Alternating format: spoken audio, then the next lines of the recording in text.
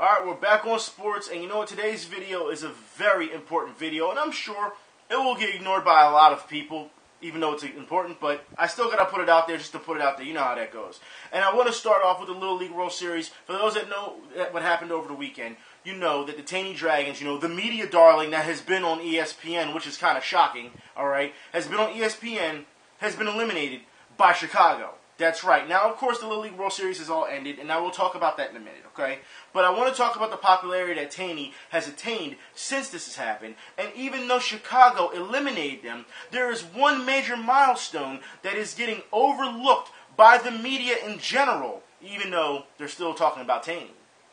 Marquise Jackson and the Little Leaguers from Chicago now one win away from becoming the first all-black USA team to make it to the Little League World Series championship game since Belmont Heights did it in '81. I want to say congratulations to Chicago and their Little League team. Even though, for those who don't know, they had their championship, they lost to South Korea, okay? But still, the feat that you've accomplished, being an all-black team since 1981, that is something to celebrate. Now, this is what I don't understand right now. Because, like I said, Taney is being the media darling that we've seen on ESPN, that we've seen here in the local city. Understand that what is going on here is, like I said, it's overshadowed anything Chicago has done. Now, I don't understand. I don't know if the city of Chicago has any plans of a parade for them or, making a milestone. However, here in Philadelphia, they are celebrating Taney damn near 24/7. Now, for those who don't know, like I talked about last week, how they were doing rallies and things. So let's get something straight, all right? There have been 3 rallies for Taney so far, led by the mayor. On Sunday, they had a welcome home for Taney Dragons at Love Park on Sunday. Tomorrow, they are having a parade. That's right, a parade for the Taney Dragons. And then afterwards, they're going to be honored by the Philadelphia Phillies at Citizens Bank Park. Now, you'd have thought they had won something for all this stuff. I mean, I don't want to be mean here, but let's be honest here. We are talking about a city where the mayor has said, we don't have any money.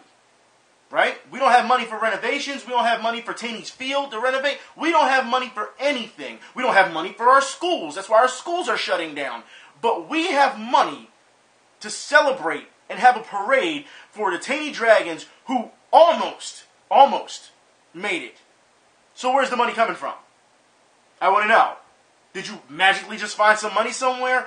Or is this coming from the taxpayer dollars? Because it's from taxpayer dollars, then I would be, as a taxpayer, very upset. You have to be kidding me, because our taxpayer dollars could be spent in better ways. I understand we want to celebrate the kids, and we should put them, in the spotlight for what they did, but you're still not giving them the things they need to proceed. Get what I'm saying? I want to give a shout out to Chicago once again for doing what they do. And hopefully, one of you guys out in Chicago, because I'll be talking to you guys a bit today as well, in other parts of your city. People in Chicago, let me know if you're actually having parades and things of that, for these kids, for what they've done. Okay? Now I do want to move on, because I do want to talk about more kids and what's going on, especially when we talk about the black community. Because remember, ESPN had said, like I said last week, baseball in black communities and poor communities, they're non-existent. What you gotta say now? Huh? Chicago team, all black team made it. What you gotta say now, ESPN? Oh, you're going to act like you never said that. That's what you're going to do. Anyways, I want to talk about more of this racial divide that we are seeing in Ferguson and how it is impacting people, especially on a sports level. For those who do not know, that's right, Ferguson, their football team has started. Their football season has started in high school. However, their schooling hasn't even started yet, but they're still playing football even though their school isn't open. Let's hear what ESPN, once again, has to say. Following the fatal shooting of an 18-year-old black man by a white police officer 2 weeks ago, Ferguson, Missouri has been the center of unrest and nightly protests. Because of that, the Ferguson Fluorescent School District has yet to begin classes. But the games have begun. McClure South Berkeley, formerly known as Ferguson High School, kicked off the season today. McClure South Berkeley taking on Cleveland Junior Naval Academy, ROTC. McClure South Athletic Director Keith Rhodes saying this week he hoped the game would help the community take their minds off of things. Well, McClure South won it 40-0. Afterwards, head coach Howard Brown on what it meant. I mean, I think it means a lot to them. My quarterback was it's the first time I saw him smile, in about a month, and it means a lot to them guys. It really means a lot to them that they get a chance to come out here in their uniforms and play in front of their friends and their family, moms and dads, things like that, and just this community alone. I was telling the person, I was like, it was two guys driving, when we got here early, and Honey was like, hey, bro, who are you guys? I was like, oh, we're Berkeley, and they were like, man, right on, man, and we're praying for you guys. So that means a lot. That means a lot that, it's other people that's praying for us right now, and those guys, it's just, they can release now. They can just relax for a second. I've said it before in a standalone video. Sports absolutely destroys racism, violence. You are a team. It doesn't matter what color you are. It doesn't matter what gender you are. It really doesn't, because you're all playing as one entity for one goal. That's all it is. That's what sports brings to the table. That's why sports is important. It's not just competition. It also shows camaraderie. It shows respect for your fellow man or woman. No matter race, color, gender, creed, does not matter. And that is a beautiful thing to see. The fact that people were asking, where are you from? And the thing is here, for those who've never played high school football, no matter where you went, you had that as well. People were like, yo, where y'all from? You know what I mean? And regardless if you were rivals on the field, you were still friends off the field. And it's a good thing to see for once. Like I said, it takes away, for a brief moment, everything that's happened in Ferguson. And I think as though there needs to be more times like this. There needs to be more poured into sports communities, because that's what keeps kids off the streets. That's what keeps kids out of trouble. But it seems like people don't want to hear that. They want to spin their own web and make their own lies, and they actually destroy communities. And then they want to say they're being respected. People want them to follow them and everything. No. If you are spinning lies and the truth, especially with the media, they do it all the time. All right? We've seen this. And you expect people to not look through your bullshit and not see the truth? No matter what you say, no matter what you do, no matter how much power you have, the truth it's going to be prevailed. You're going to see it for what it is. Now, whether you accept it or not is up to you. But I do want to talk about more football. All right? And I want to talk about the NFL as of late. For those who did not see, there are so many penalties that are coming down the line. Not just what we see, hands to the face and things like that in games. No. I am talking about penalties for celebrations. Here is the list for the penalties that you can get for celebrating sacks, touchdowns, and things of that nature. This is what's going to happen to you if you celebrate.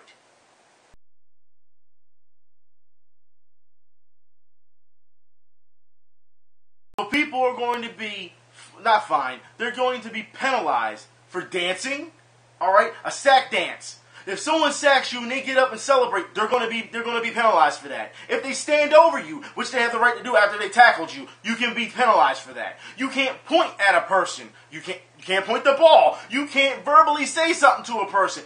What is going on here? This is all part of the game. You want people to just be quiet mutes like robots and not do anything? These things that you are putting into... every year they make so many bad changes to the NFL. Why don't you just make it flag football? Seriously. And I'm not just talking about, hitting and everything. I'm talking about, seriously, you can't celebrate, you can't spike the ball, you can't dance in the end zone, what can they do? Do you understand that everyone calls it the no fun league, but it's also called the not for long league, meaning all it takes is one hit and your career is over. So if you reach that end zone, you're damn right you should have the right to dance and celebrate, because it may be your last. I don't understand why the NFL would do something like this. And I don't understand why Roger Goodell, he would sign off on this. I understand you don't want to hurt anyone's feelings, but understand that the NFL is for the elite and for the mature. Back in the day when people told each other all the time, you never had this. Remember, for those who remember, if you go back and pass with Earl Campbell, when Fred Williamson, that's right, Fred Williamson, all right, would talk trash to Earl Campbell before the game, Earl Campbell would keep quiet, like, all right, I'll get you. And what happened when he got on the field? He ran Fred Williamson over to the point where Fred Williamson had to be carried off the field. This is what happens. This is competition. All right? Like I said, you can be friends off the field. But you should be allowed to say these type of things and dance and taunt and all this stuff on the field, as long as it doesn't cause any fights. And I'll put it like this. If you're causing fights in the NFL over someone pointing a ball at you because they burned you, all right, there's a problem. There's a big problem with your mentality. Maybe you're not ready to be in the NFL. You may have the talent, but you don't have the brains. And if you don't have the mentality, you do not deserve the paycheck. I don't care how talented you are. That's the problem that we're having today with the NFL. But speaking of more NFL, I want to talk about hypocrisy. Eagles fans. Matter of fact, sports fans in general. Remember the video I did about Deshaun Jackson? And I'm going to come to Deshaun Jackson today because this is not even really about him. But it's something that Ron Jaworski said. Remember when Ron Jaworski came out and talked about Deshaun Jackson and called him a toxic, he was cancerous to the team, and all these things? He said all these bad things about Deshaun Jackson, right?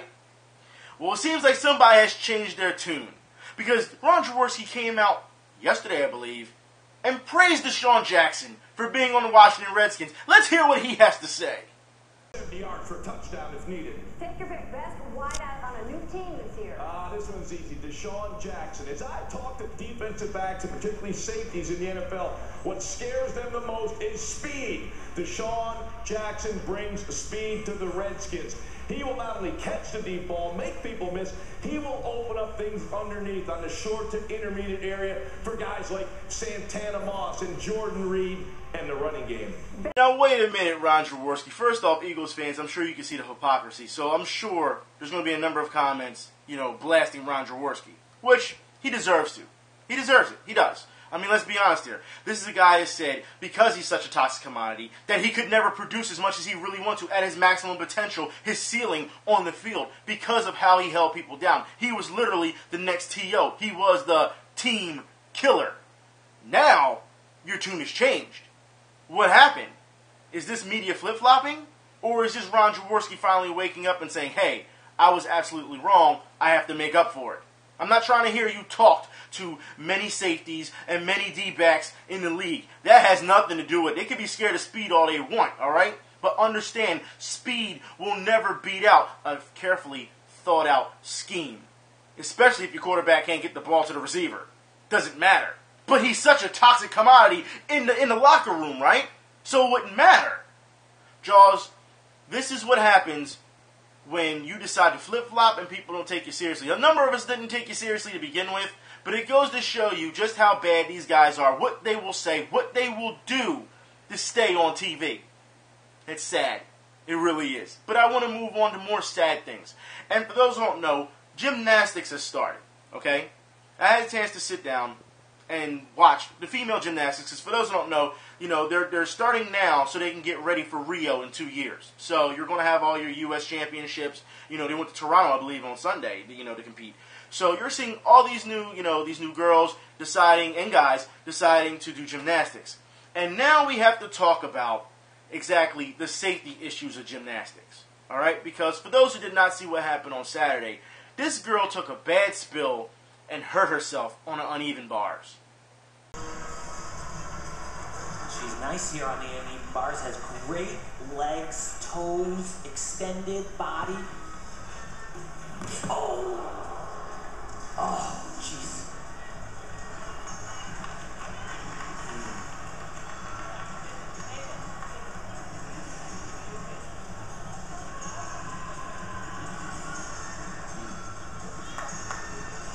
Clearly, she hurt her arm and is favoring her elbow. I would say she's trying to cover up most of the pain, okay? But the trainer is trying to talk her into keep going. You have to finish your routine. Why would you do this to someone who is clearly injured? And I say this because she starts on her routine, and watch how she finishes her routine and how she reacts to her trainer.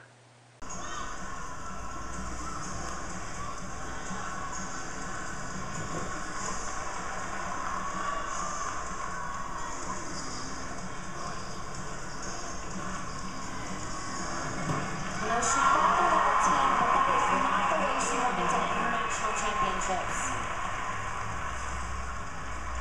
And those elbows, they are very tricky. We find out afterwards that this girl has a history with elbow problems. That's right. So it's not going to stop her from doing it. So when she sat down, what happens? She starts favoring her elbow so bad that they had to come over and take her away from the competition and take her into the back. That's right. So she's injured. And that's a sad part. So you made her go through this routine knowing that she was hurt and that she had to be taken into the back. That's right. I have a problem with that. Trainers, we've seen this in all types of sports. I understand that you're going to just tell people, shake it off, it's not that big of a deal. But when someone is clearly injured, you have to take precedent. You have to be able to say, hey, look, all right, that's it. We're not going to put your health at risk due to the fact that this is not that important. It's not. You've already fallen, so you know what? Your points are already done. You're not going to win this. So you might as well take care of yourself and get ready for the next competition if it's not that bad. To make her go through that and put more stress on her injury, that's a dick move. That is. But that's not all. Now we need to talk about this for a minute, all right? I don't know if this is fair or foul that I'm getting ready to show you, all right? Same trainer with a different girl. I don't understand it. I'll put it like this. Because he's clearly a lot older than this child, and I'm going to call her a child, okay? When you start slapping girls on the ass, I don't know, like I said, I don't know if it's fair or foul. I don't know if this is just good game, good move, or is this out of bounds? You be the judge. But a great exercise. So could she be a specialist at the Worlds? She could be, but my feeling, just looking at her here in training. I don't know how I would feel about that. Because, especially as a parent, I'll put it like this. Even when you're on the court or on the field, when you say good game, I always, tap someone on the back, or on the shoulder, or, you give them that pound or whatever. I don't ever slap anyone on the ass. Ever. So I don't understand, I understand that's what people do, but I don't know if it's acceptable in this, situation. I don't know. Like I said, I'll let you be the judge on that, all right? Now, I do want to talk about this article that I said for previous 2 weeks now, I said I would talk about, all right? About basketball courts and playgrounds dying. And we need to talk about this, okay? Now, I want to go through some of these. Understand, they talk about a number of places. Los Angeles, Philadelphia, New York, Chicago, D.C., Baltimore. They talk about a lot of places, okay? And all I see in this article is excuse after excuse on why basketball courts are dying. And this is from the pros level. So I've got a number of things I want to talk about. Certain quotes I want to talk about. Here's the thing. Because they go from city to city and they break down the articles from city to city, a lot of the opinions that are in certain cities, go against what other people are saying from other cities. And it makes sense. It goes to show you who respects the sport and who doesn't care. Especially when Kyle Lowry, and I'm going to talk about that later, okay? But let's get into this. The first quote says that attitude starts at an early age. High school players in search of scholarships and exposure spend May, June, and July indoor, okay? It says showcase tournaments and AAU, Amateur Athletic Union, for those who don't know, all right, events, not parks. Now, understand AAU ball is a way to get noticed with scouts and colleges and things of that nature. But that's not where basketball starts. If you try to set these kids up in AAU right away, then guess what? There's a problem. Now, for those who don't know, like I said, if you ever watch the documentary, Gunning for That #1 Spot, you should know that this can be a dangerous thing. They are trying to get kids as young as, 13 maybe? 12? And trying to sponsor them before they even get into AAU ball, or get into the college level, or get to the NBA level. This is corporate trying to get your kids, that's right, to get professional. Now, I know some people are going to say, I'm for that because that's what my kid's going to do. We need to get out of this bad neighborhood. Okay, I understand that, but you should know that your child's education comes first, and your child's fun and understanding and respecting the sport comes first. Now, with that said, I'm going to talk about a number of, quotes that, like I said, go against those things. Since they were spread out in the article, I'm going to put them together so you can see the difference, okay? This one says, new reality for Dwayne Poley Sr., a former playground and prep legend in Los Angeles. It says, to digest. It says, he was just a teenager when an NBA standout, Michael Cooper, Marquise Johnson, and Magic Johnson would join youngsters for off-season matchups that allowed the kids in Inglewood to play against future Hall of Famers and college standouts. Okay? It says, all the greats in LA and even other pros will come to LA in the summertime and show the young kids how to play. So this is an AAU ball. This is just something that pros did on their off time. Okay? not sponsored by corporations, no cameras around to say, hey, we're going to show you doing this, NBA cares, blah, blah. No, none of that. This is people taking their time out to give back to the community, okay? It says, show the young kids how to play, says Poley. It says, who played at Pepperdine and was drafted by the Los Angeles Clippers in the 3rd round in 1986 NBA draft. It says, and I quote, Magic never had bodyguards. Never. It says, these guys will come in the city and be comfortable. It says, the pros are still comfortable in the city. They're just not outside. Okay? Now, this person comes out, Gilmore, who is a Hall of Famer, mind you. All right, this is what he says. Now, mind you, the pros never had bodyguards. This is what he says. You're not going to go out and see LeBron in the playgrounds unless there's a special setting, a special arrangement. Okay? It says, said Gilmore, a Hall of Famer, because the other thing is security. It says kids right now, the way they value individual guys' lives, it's not the same. Now, back then, guys didn't have bodyguards. You do not need bodyguards to be at a playground, all right? You don't. You don't need metal detectors and all that type of stuff at a playground. Understand not all playgrounds are like that. And if you're saying that it needs to be stuck with inside, understand security, you do realize that we see all the time fights break out, shootings break out indoors at basketball camps, indoors at team versus team, at leagues that are indoors. It doesn't matter if you're indoors or outdoors. If it's going to happen, it's going to happen. Doesn't matter how many metal detectors you have. I'm sure there's plenty of footage on YouTube where you can find people who rioted, who fist fought, who shot people, who stabbed people indoors at basketball games. That's right. So I'm not trying to hear that this is the problem. Like I said, there's a lot of excuses going around, okay? Because this is the reason why the pros and all these people don't go to the outside, courts anymore. This is the reason, okay?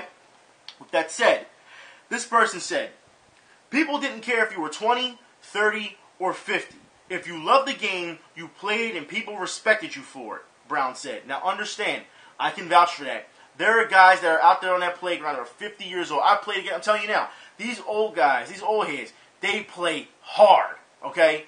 There's guys who I know bike from Camden over the bridge to come over to Philadelphia, bike into the neighborhood to play basketball and play for hours and keep up with the young guys, and then afterwards, they bike back all the way home. No stopping. These older guys keep themselves in shape, and they love the sport. That's why they do it. You think they're getting paid to do this? No. You think it's just because of their health? No. It's because they love the sport. They respect the sport, and they love the competition, and they love the camaraderie. That's what it is. Okay? But let's keep going. Because if you love the game, you played it, and people respected you for it, Brown said. Now it's more commercial. It's about individuals, and we know that. We've seen that all the time. That's advertising for you, It's a superstar-driven league, so it's about individuals. And here it goes. It says, people want to see certain players, where we came to watch the games. How many times have I said, I can go anywhere. It doesn't matter if it's the basketball court down the street or if it's an NBA game. I will go and watch basketball anywhere because you watch the games, you love it. That's why I don't understand when you see people on Twitter saying, and I've said this before on video, oh, the NBA is over, so basketball season's over. No, it's not. Basketball season is 24/7, 365 days a year. It never stops. Okay? Now let's keep going. It says, it's not the same, said Greg Maris, who started the EBC 32 years ago. When I was growing up, everybody in the hood played basketball. Everybody. Now they're all doing something else. This isn't about violence. What does that tell you? Remember, this is a security issue, yet we're having guys saying, this is not about violence.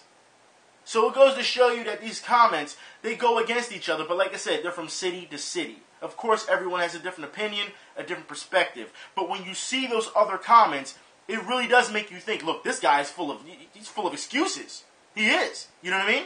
Let's keep going. Here's some more. It says, even if the NBA stars were made to feel safe, it says, they aren't likely to show up. Kobe Bryant broke his wrist on the hard concrete at Venice Beach in California. California, sorry. It says, locals swear concrete DC courts are the Goodman legend ruined Gilbert Arenas' knee. I'm going to stop right there, okay?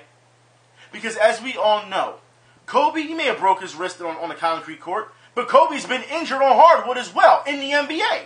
So it doesn't matter. An injury is going to happen if you don't take care of it. Even freak injuries happen. It doesn't matter. Whether you're outside or inside, they're going to happen. Everyone's been, people who play hard, you've been injured at least once in your career, your career or your lifespan of playing basketball or playing sports in general. You've been injured. One way or another. Whether you rolled your ankle, whether you sprained your hand, one way or another, you have been hurt. Okay? So it doesn't matter if you're indoors or outdoors. Just remember that. Okay? Now it says, the fear of injury, missing games, and losing money. That's what it is, losing money. Okay? But it says, coupled with jam-packed off-season schedules, has turned pros into occasional visitors rather than regulars at the nation's playgrounds. Now look, I understand if players don't want to play outside. Like I say, they turn more into visitors than players. You should know, if you are that big player, like they said, people want to see certain people. If you're that big player, you should know all these guys down in the neighborhoods, they're going to want to prove themselves against you. I've said this before. If Kevin Durant came down here and was like, this is my court, I'd be like, oh, hell no.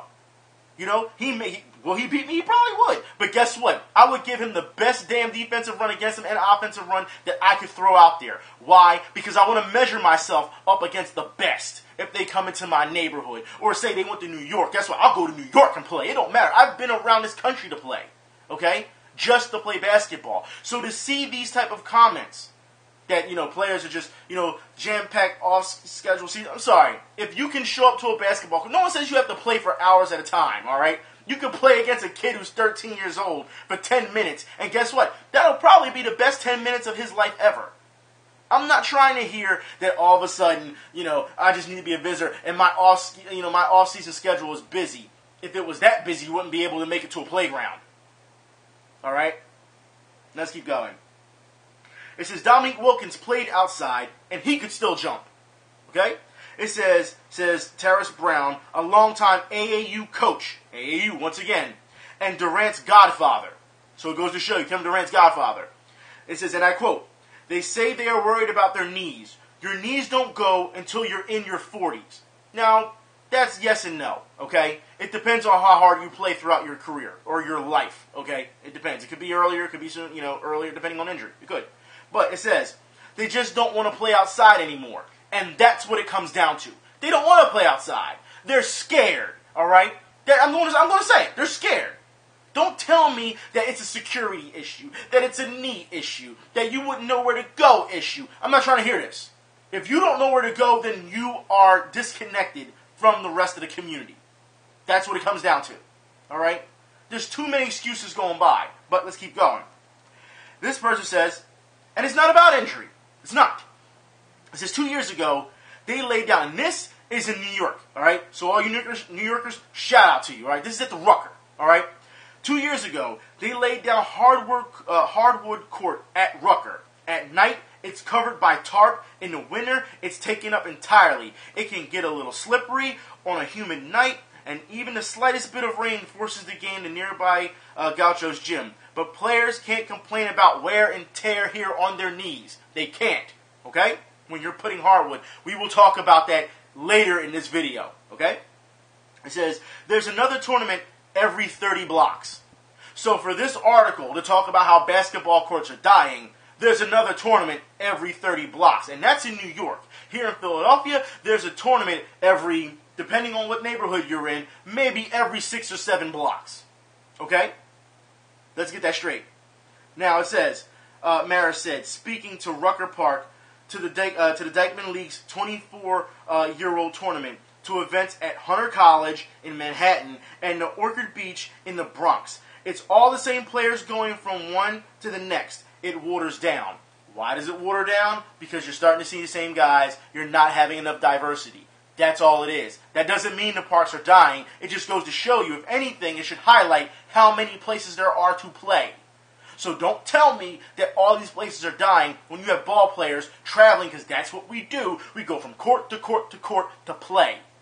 Okay? I'm hoping that everyone is keeping up with me. I really am. All right?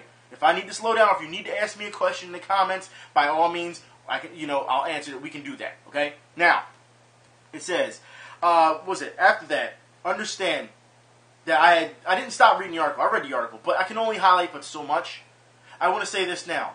ESPN, in that article, says, and it says here, if you have a favorite playground for a game, tweet us a picture of your spot using hashtag MyPlayground, and we'll retweet the best ones at ESPN and ESPN CBB, which is college basketball, okay?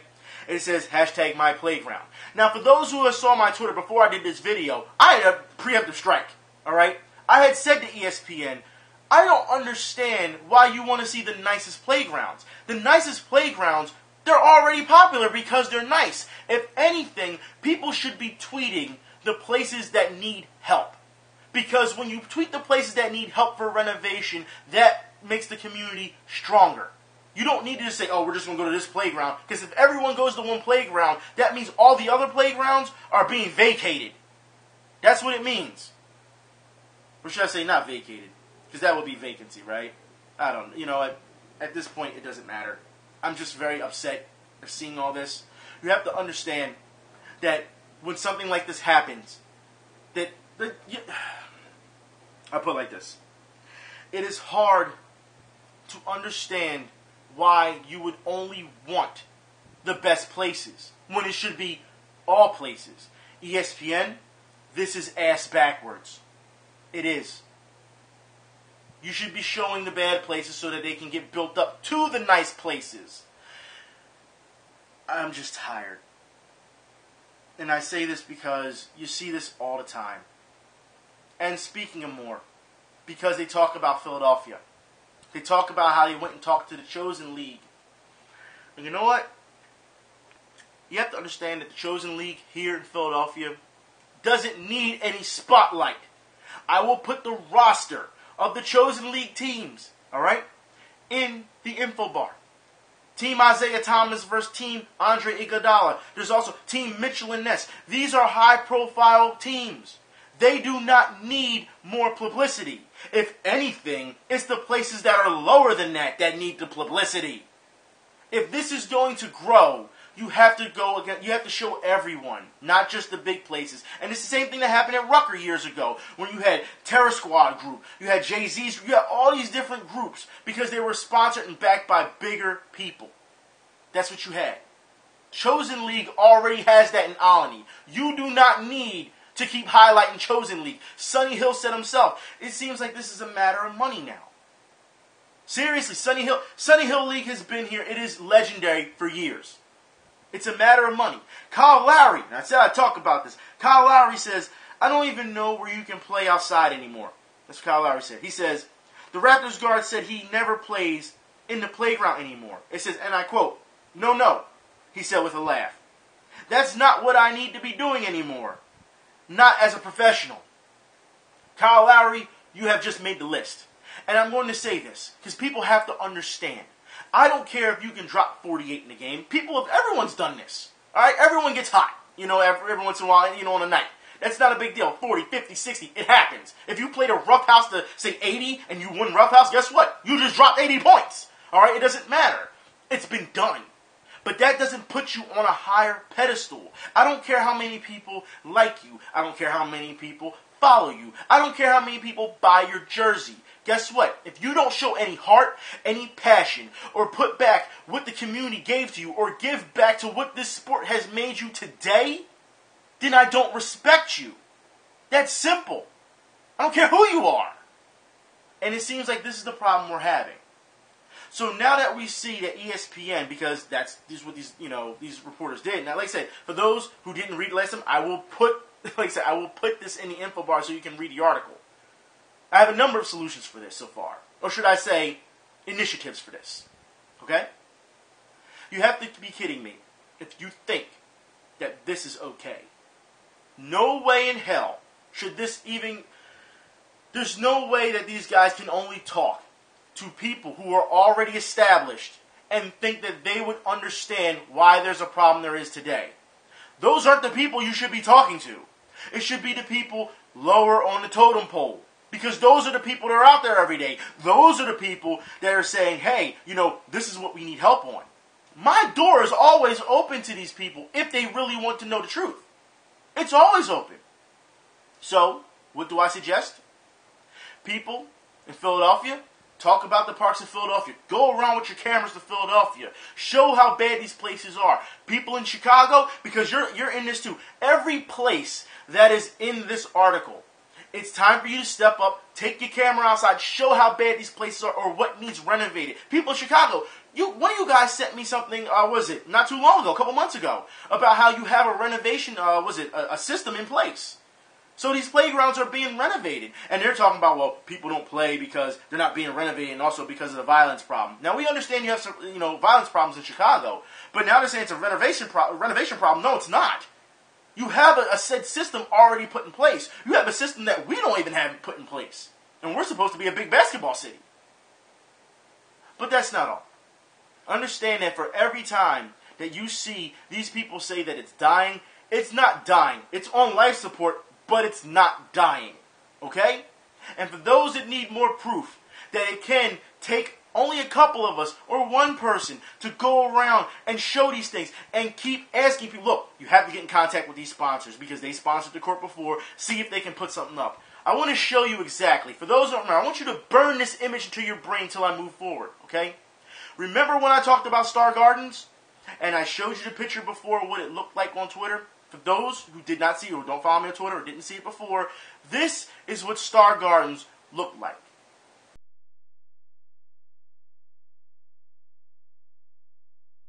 And now, within hard work and constant persistence and negotiating with these people to get them to talk to their sponsors, this is what Star Gardens looks like today. And today, as you can see, I am at Star Garden. As you can see from the pictures from before, and now look, they renovated the basketball court. I'm sure you can see the smudges on the backboards. That's because of all the playing. But it goes to show you that with a little bit of hard work, you can get people to fix things. Now, as you can see already, the nets are already down. All right, as soon as, and that's a problem because as soon as this stuff gets renovated, there goes some problems already, and that is from the community. It's from players not being responsible. Okay, that net looks like it's kind of torn and can't be fixed. If it can be fixed, we'll try, but if not, I'll just ask them, inside if they need me to bring some nets. But as you can see, you don't have to worry about any more of the backboards falling and crumbling apart anymore. Like, this is a good thing. So as you see, let's walk down here. As you see, this is the playground. All the kids are still here. The parents are here with them.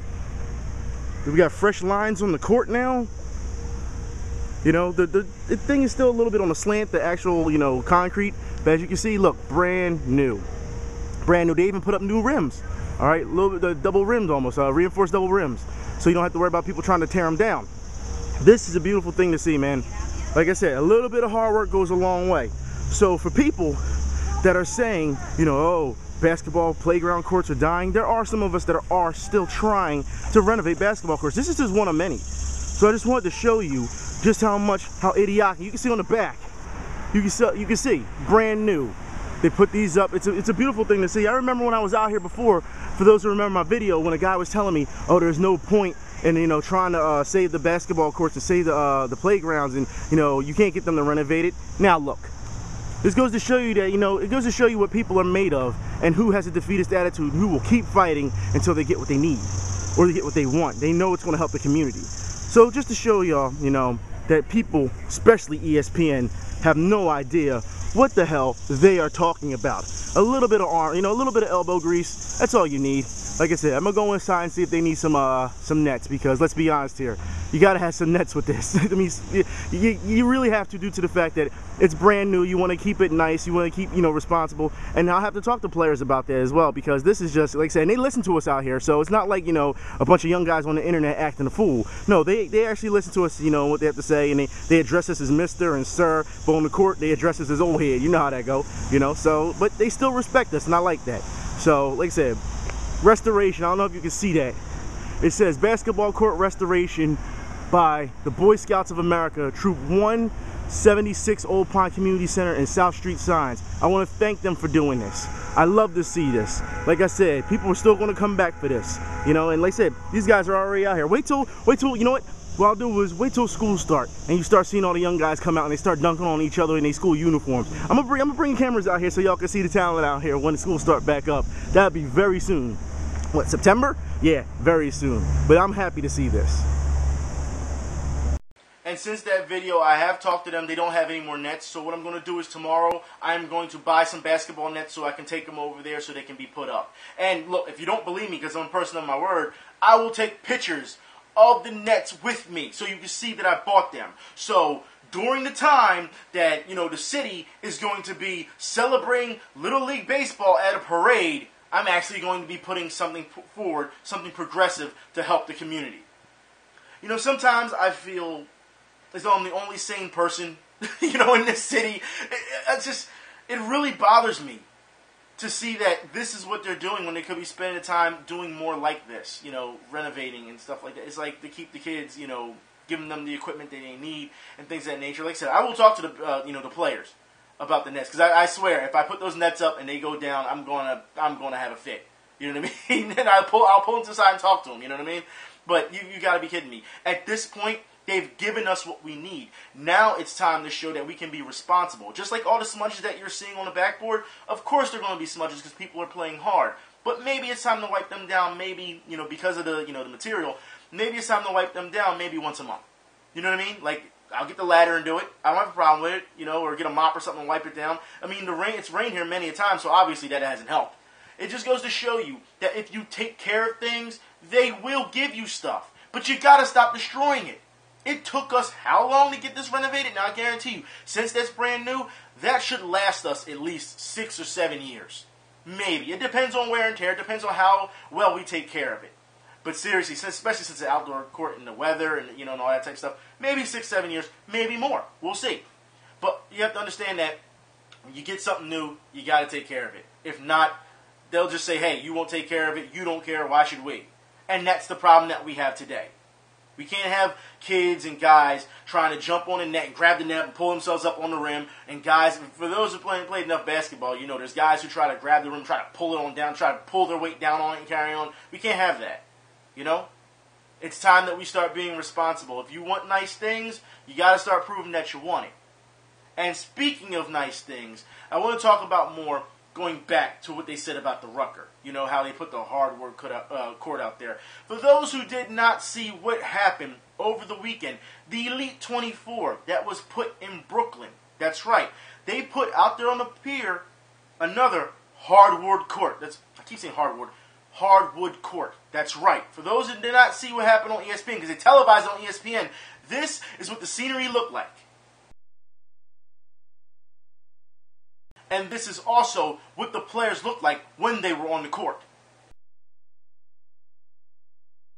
Now, so far, what I've seen, like I said, I have some solutions, some initiatives, I should say. Like I said, I've already told you about how you should take pictures. Send them to ESPN, hashtag MyPlayground. Show them all the bad things that they need to see. I'm also thinking about doing a Kickstarter. That's right. I'm thinking of Kickstarter, to help the neighborhoods. Like I said, it's not just for basketball courts in general. It's for playground restoration altogether. As you know, some playgrounds, they have fields, they play football on them, they have hockey rinks. I said one place in Port Richmond, they have a hockey rink. I showed you that before in video. These days, right now, because the hockey players aren't out there, they're actually playing, bike polo out there. And I can actually show you that if you want. I can go, because they go on Sunday mornings and play bike polo. I can show you just how odd that looks in a hockey rink, in a street hockey rink. But, still, that's what happens. Like I said, I'm thinking also with the money that helps rebuild the playgrounds, the money that's left over, if there's money left over. Maybe put an LLC together, or maybe get some professionals, some small businesses in each area to do a PLLC. We never know. Like I said, this is something that should keep going because we don't have a system in place like Chicago. We don't. I think people can learn a lot from Chicago right now. So I just feel as though there are many ways around this. And it seems like the city is not taking it seriously. Here, And it seems like also in other cities, they're not taking it that seriously. Like I said, I would love to see guys get on camera and talk about their said city and show the pictures of of their basketball courts. You know how many times I've seen basketball courts down, just being down, and kids are still playing on crates that are nailed to phone posts? It's ridiculous. But that's just how it is. And in these days and times, we shouldn't need to have that. But I guess I don't want to say it is what it is, because we can still, as long as you have that passion, that fight in you, you can make a difference. It may be a small difference, but it's still a difference. You know? It just seems like people don't care anymore, especially here in this city. And if I can go around and show you all these problems, go from court to court and show you this, and talk to these people, you know what I mean, at their rec centers and say, hey, look, this is what we need to do. If I can do that and get, you know, at least that's to say, this is one court. There's many to come at this point because that's just a jump start for me. You know what I mean? That people said not too long ago on Twitter, you know, I admire your persistence. So this is just the start. You know, now that we're starting to see results. But if I can do this and be a nobody, all right, and I say this compared to Andre Iguodala and compared to Sonny Hill and compared to Isaiah Thomas and Mitchell and Ness, if I can do this, what is to stop them who are already known from doing this? If these people want to take this seriously, they need to start helping out. They need to get together. They need to show that there can be unity. And when these places are ready, I'm ready. I'm already 10 steps ahead of you. I'm just waiting for you to knock on the door that's already open.